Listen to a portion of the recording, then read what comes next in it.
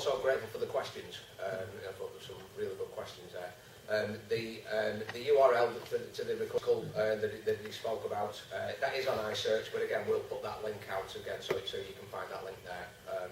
Because I think that's up there. There's so many different things that we could all use in our research. So really appreciate it, Stuart. So thank you very much. So now the next speakers would like to come forward, please.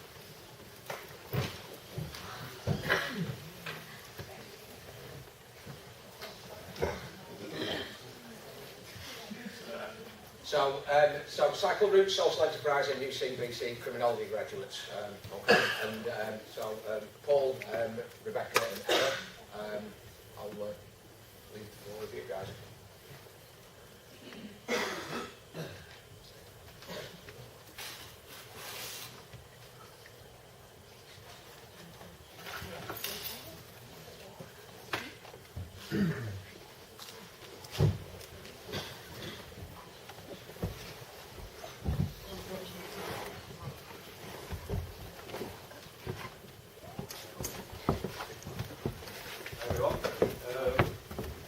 Cycle routes. We're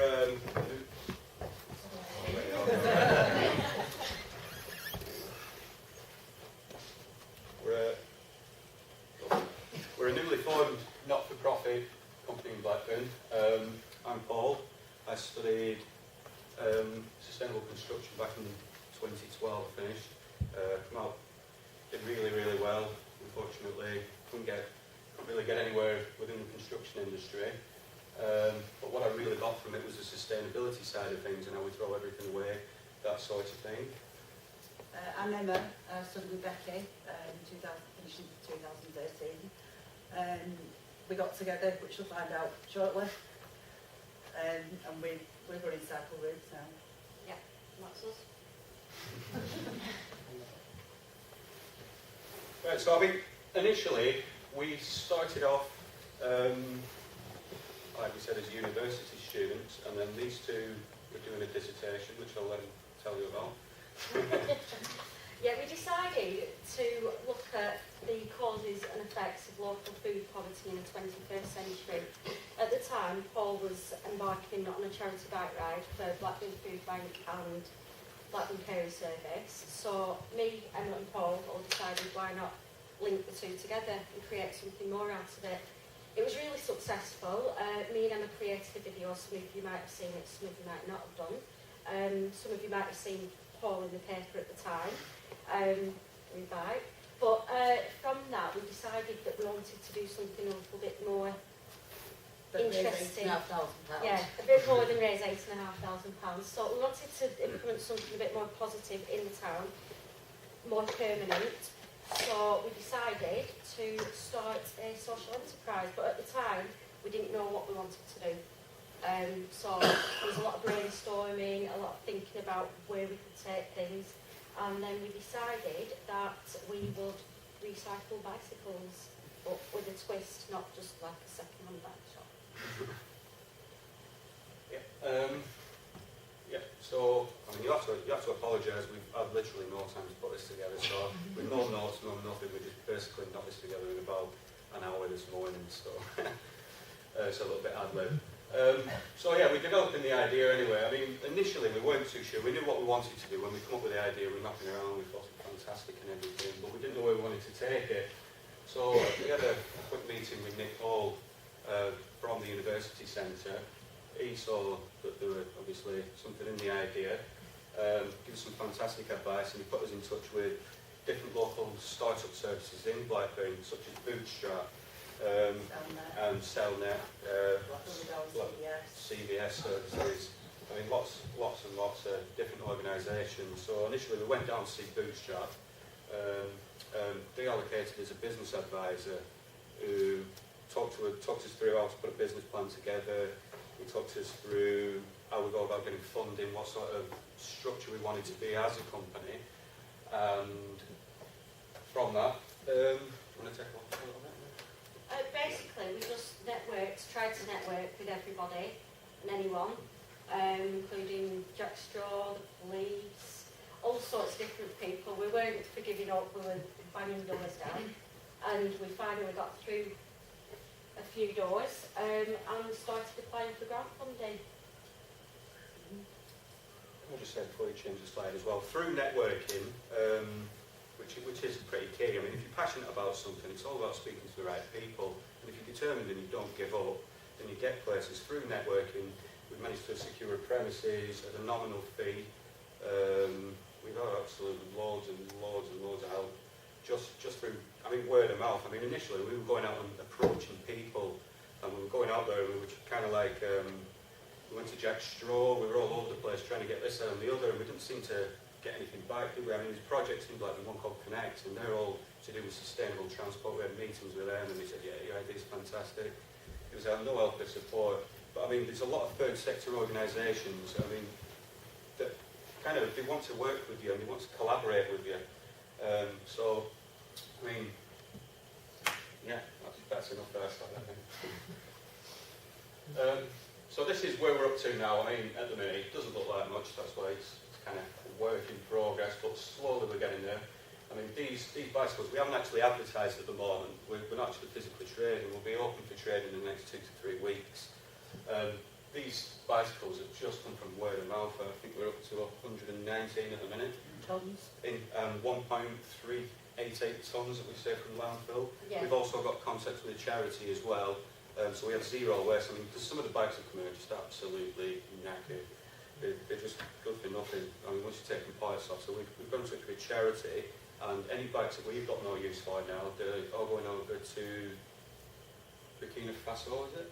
Burkina Faso, the country in Africa. I'm not sure. It might not be that one. It's some obscure African country. So basically, they'll take them off us and they ship them over to Africa. I mean, what we can't use, they'll make work over there. So I mean, we're down to absolute zero waste. So I mean, this is where we're up to now. Like I said, it does look a little bit rough. This was earlier on today.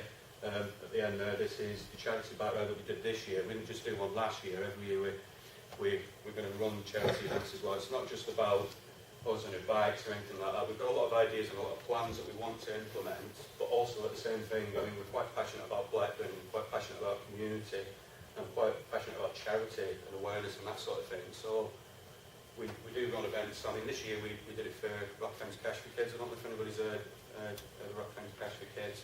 We did it for them. And the other half for us, of course. But We need a van. we need a van, yeah.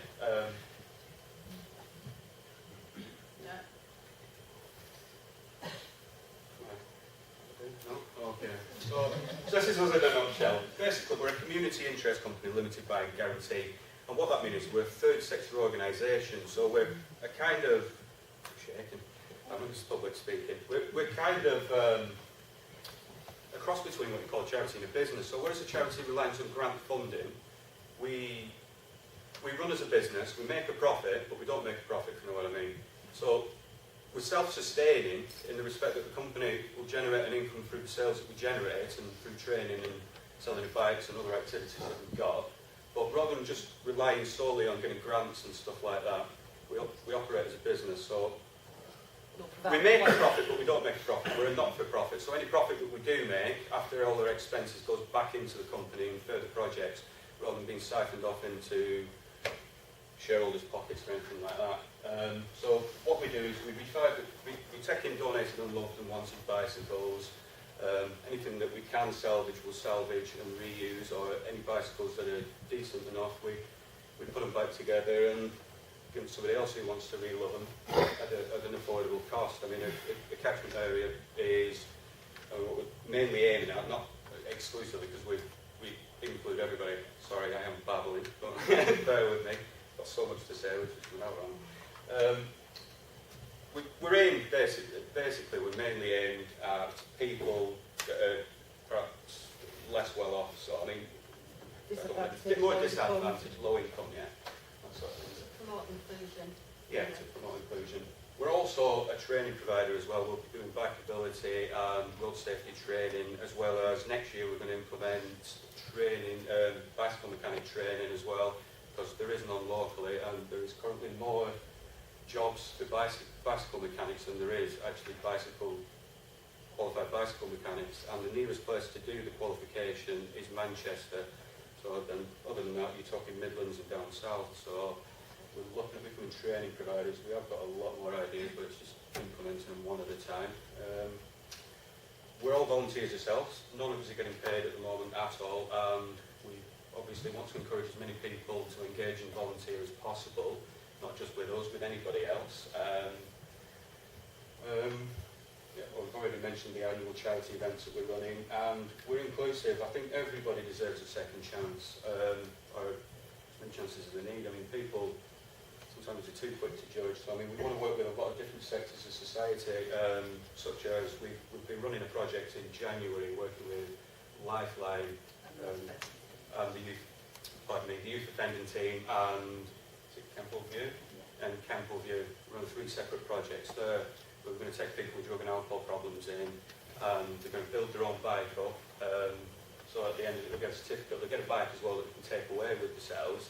And also, we're going to take them out and show them how to ride safely on the road as well. So we can get the bike ability going in there as well.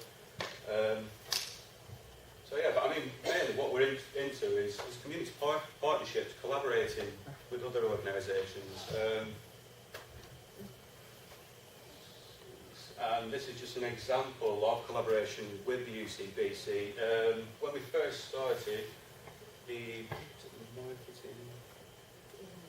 design and marketing students, we went in and spoke to them. We could have just gone and got a design done by a graphic design company, but we decided not to. What we decided to do is come to the university centre and let the students design it for us. So we went in, we had a meeting with Jenna Gardner, who runs the department, and she put it to the students. We told them what we wanted. They all went away, they had like a mini competition.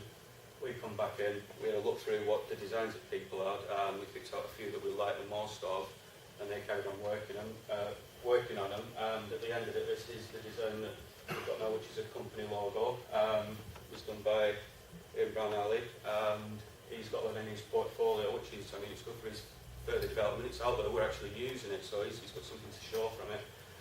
What we want is to get as many people involved as possible, really. Not just, like I said, it's not just coming and giving something to us, we want to give everybody else something as well. So I think what Paul was trying to say there is that we want criminology students on board because they're the best students. So if anybody's got any ideas or wants to get involved at all, you can contact us. We've got our email address up there, Facebook, Twitter, phone number, or if you just want to have a quick chat with us later, you're more than welcome to. oh yeah. I'll just add as well, these are some of the sorry, that's it, these are some of the funding bodies that we've actually received funds from. We've been a CIC, we've been awarded money from the Awards for All from the Big Lottery. Unlimited have awarded us some money. New Ground Together, which they're based in Blackburn, they're a housing association, they have a charity on. They've awarded us some money. A unit's actually part of the Reuse Together that they've got in Blackburn. I don't know if anybody's aware of Reuse Together, but we're part of that. And we've just received the funding from the CVS Good Health Fund as well to run these 3 schemes that I was talking about. So yeah. I'll shut up now. Has anybody got any questions?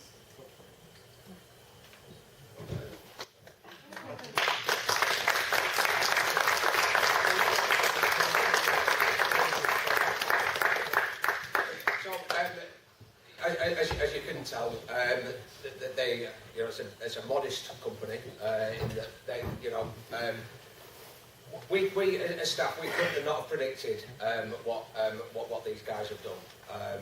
You know, they are taking this place into new ground. The idea of community interest companies, so you know, the idea of companies that are formed for the interest for the community as a social enterprise is something new for us.